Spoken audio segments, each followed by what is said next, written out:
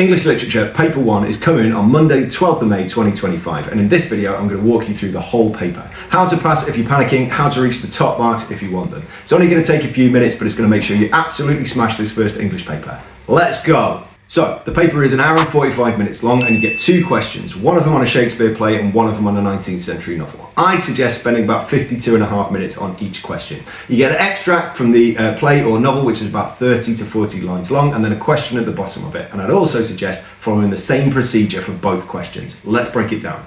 Step 1, read the question first. It feels a bit weird because the question's printed at the bottom of the extract, but unless you read it, you're not going to know what you're looking for when you come to read that little extract. The question is going to be either about how a character is presented or how a theme is presented in the text.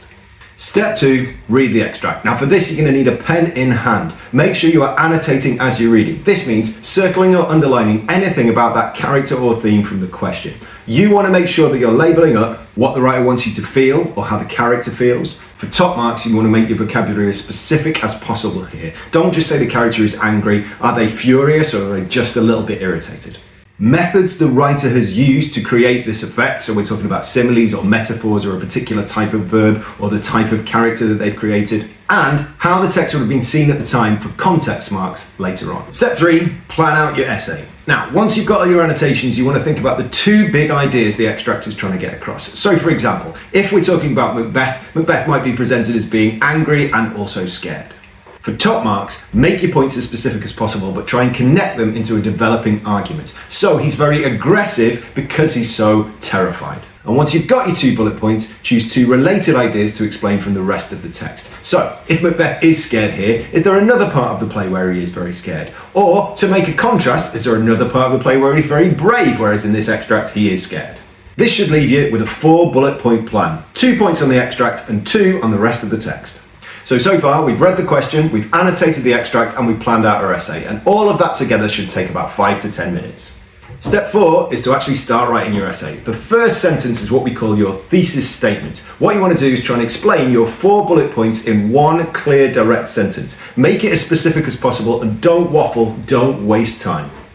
And step 5, the big one, write the body of the essay. Now each of your 4 bullet points when you come to write them up should take about 10 minutes. While you're writing, if you just want to pass, you need to think about 4 things. Clearly state what the writer is trying to get you to think or feel. Use multiple quotations to prove the point that you're making. Explain the methods that the writer uses to achieve their effect, so what similes, metaphors, verbs, etc. they use. And lastly, how the audience at the time would have seen the text. If you're aiming for top level marks, here's the 4 things you need to think of. Make your vocabulary as specific and precise as possible so that your ideas are specific and sophisticated as well. Make your quotations as precise as possible.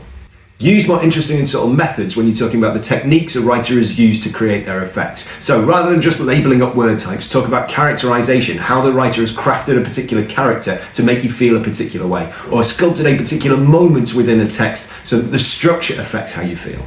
And when you're making reference to context, make sure it's always connected to analysis of quotations. Don't just drop in random facts about Shakespeare's life because you've learned them from Wikipedia. Rather than that, try and say something like, when Macbeth says he is blanched with fear, this would make sense to a contemporary audience who had a faith and terror themselves in the supernatural. That ties the context to the analysis of the quotation. So that's a really clear way to approach the paper. Keep calm and follow the procedure, whatever comes up, and you'll be absolutely fine. I'll see you on the other side.